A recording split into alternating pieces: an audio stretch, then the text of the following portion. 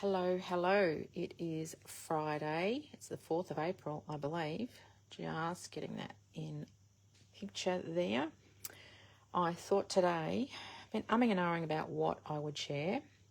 And, excuse me, I'm going to make a little adjustment on the camera here, just so it's a little bit not so skew.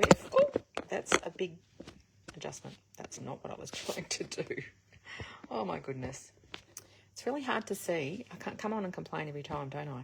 It's really hard to see for Facebook Lives, albeit that I'm not sure how much longer I'm going to do them, given Facebook is deleting my live videos too quickly. But it's hard to see the bottom of the screen because you've got a little description over the top, and I can't see what you can actually see until it goes live. Anyway, that's not too bad.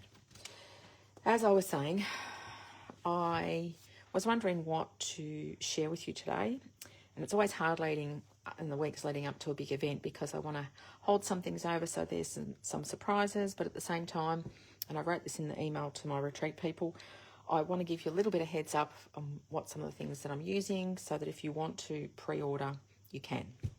So I decided today to show you some Timeless Plaid. I knew I'd probably work with this. It's come from the January to April mini catalogue, so it's still around for a while. It hasn't been put on last chance, so it's not going anywhere in the next 2 months, and I think it'll be around for a little while. I immediately saw farm shirts with this. Do you all know what I mean by a farm shirt? You know, those sort of slightly fleecy shirts that boys and men wear, and women, through the winter, and we're getting closer to that sort of weather now. You know, this sort of plaid here, and different colours, and I've got something like that one there. I'm sure I've had a shirt just like that. I used to have a few farm shirts, especially when I was younger. I think I've only got one now. And the colours, there's a broad range of colours, as you can see. I've sort of organised them how I like them. Sort of apricots, and there's even some reddish colours on the back, I think, on this one. Have a look. Oh, it's stuck together. Oh, goodness me. Pinky reds. Got some, this is a pack that I've been using, so there's a bit of sticky on it. And the each side either has more of a complete check, and there's a sort of a reddy orange ochre colour. So more of a checkerboard look as opposed to a plaid. So, and the checkerboard look, there's different sizes. You can see 3 different sizes there. That's the largest one. That one there is the smaller, and that's the medium size one. So I've been clustering them together to do lots of blue or blue greens together. And this layout here, I've got sort of the, this is a coral colour, coral and crumb cake, I think that one is, toffee colour. But you can, of course, combine them and have lots of different colours on there. I'll flip them over because you've been looking at that for a minute. And as you can see, this one here, I'll show you part of a layout with that one done in a minute, is a little bit more sort of the crossover between 2 colours. Some of them are like that. So there's 48 sheets. They are 6 by 6, but I'll challenge you to look at a lot of your layouts. And in actual fact, a lot of your layouts, you probably don't use a full, it's going to fall, a full 12-inch piece. You only use it in a few places. And this is a very good example of that. So, you know, 6-inch pieces here. I have made a feature of this. I saw a 12-inch layout with this sort of feature, with the tearing across. Obviously, it would have been right up on one page. It was one photo. Well, I love the look of it. I didn't want to just have one photo on the page. So I was like, hang on a minute. I can reduce the size of the photos, still have that feature, but scale it right down so that it's part of the page, not all of the page.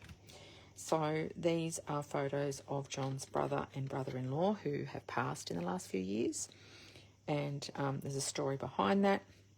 They were great mates in the Navy.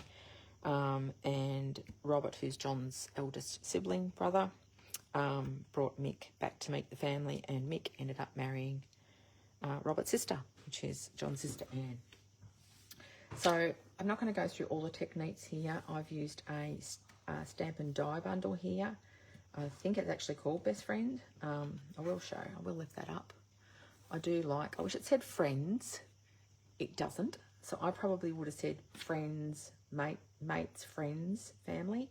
but because it doesn't have the S on it, I did it that way to sort of do the singular, or yeah, singular version of that. Okay, now another thing you'll notice on these pages is, remember last week I showed you the Changing Leaves set? That is on Last Chance, and it has been on Last Chance for a while at greatly reduced price. So the whole stamp and die set, have a look at last week's post. I think it was the 26th of March if you haven't seen it. So all of these pieces come out of that. And that's not even the big piece that comes out of the hybrid embossing folder. That's just the extra pieces. I think I've still got it here, yeah. So, you know, that's just some of the dies. It's not the big piece that goes into the embossing folder. So they're really beautiful. And you know me, I keep saying it all the time. I'm not a flora or floral person, but I really do. I get now why on a more masculine page, these things are a lovely way to finish it. And particularly, I guess, this page, which is more of an in memoriam page. So I've got some new of these dots. Where are they? They are called, using these a lot too, because I am using more neutral colours at the moment. So these are also the neutral matte dots, and I think I've shown you those up close on another video. They're very flat. There's white hidden underneath that. So I've used some of the Cajun colour, no, pecan pie, I think that probably is, and then the it's like a bone of white colour there. All right, I've got two more. I'm not going to show you all the layouts, but I've got two more layouts just to show you some different colours that are also using the, what's it called? Timeless Plaid. This one is actually part of a 2-page, obviously, and it comes down here and across on the other side. And I'm waiting, so this is going to give you a hint of something that is coming. This title reads The Big Goose, and given that it's the word big, I wanted to do the letters big. And there's 3 placeholders there for, can you see it? 3 letters, die cuts that are coming. That's all I'm going to say. This time I've used the, again, still the Changing Leaves, but I've used the hybrid embossing folder part.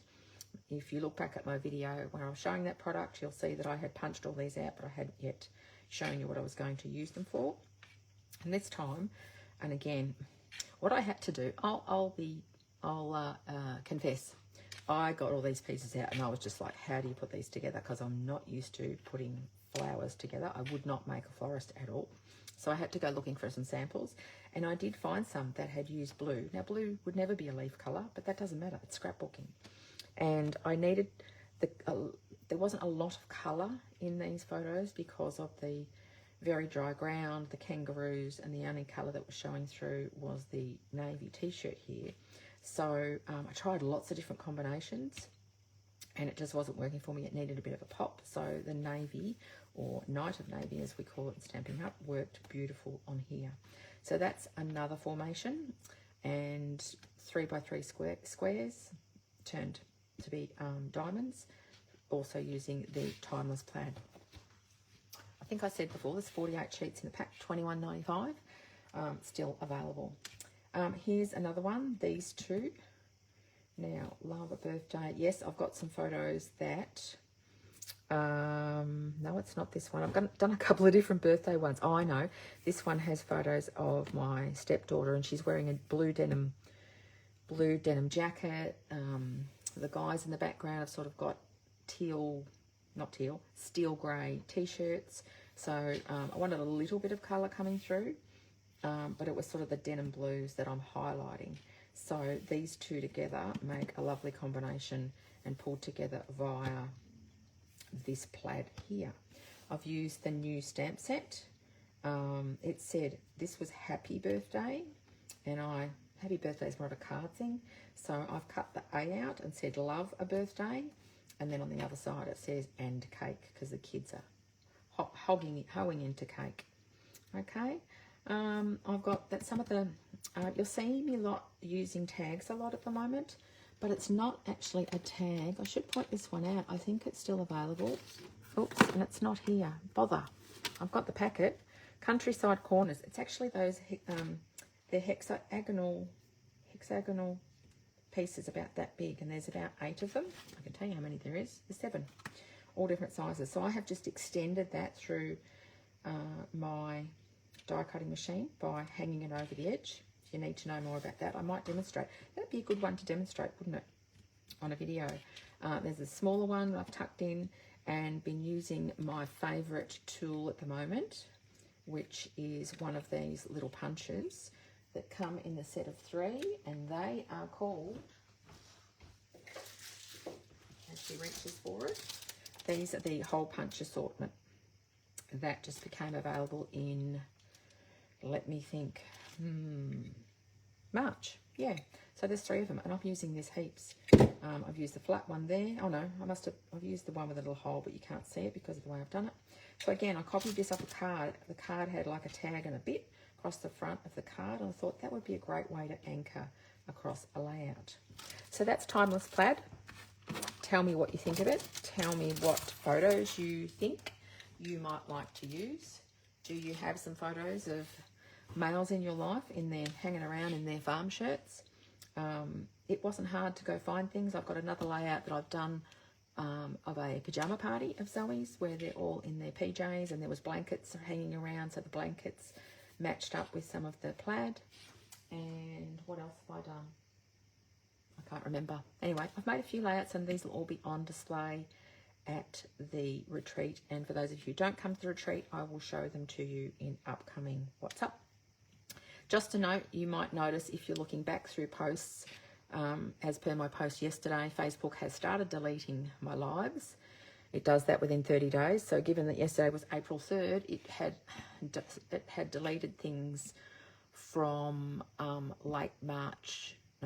from late Feb till early March. Luckily, I had saved some of them, and what I'm going through, I spent all morning actually doing it, is deleting the live version of it, or saving it, deleting it, and popping it into popping it into YouTube, and you'll be able to see all the lives that I've done via YouTube now. Now, what does that mean for you?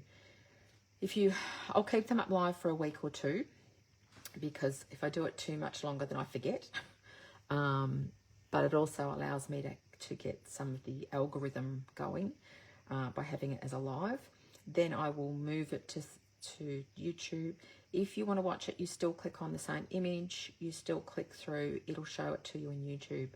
What would be useful if you have a Gmail account, you can log in to YouTube. You don't have to, but that way you can comment on the videos and you can also like them. It's not obligatory, but it does help me with the algorithm longer term. And for now, the only way you can access these videos is via the Facebook group. So they're not listed. If you went Googling for them or searching for them in YouTube, you won't find them because they are what we call unlisted. I have to go through them all and see which ones I'm happy to share publicly. Because they've come from a private group, there are some things I've either said in the video or shown in the video that I don't want public. So I can't just make them all public. So for you, what does that mean? You can continue to look at the videos via the Facebook group that you're watching this in. Some of them you might see all of a sudden change to being a YouTube link, but they're the same video. Okay.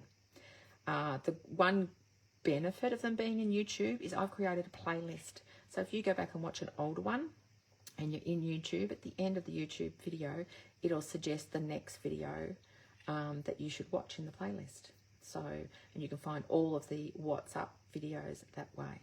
All right. I've probably confused a lot of you. Hope that the Timeless Plaid has been useful to you, and I will be back next week with some new things to share. Bye for now. Hi, Maureen. Just seen your name there.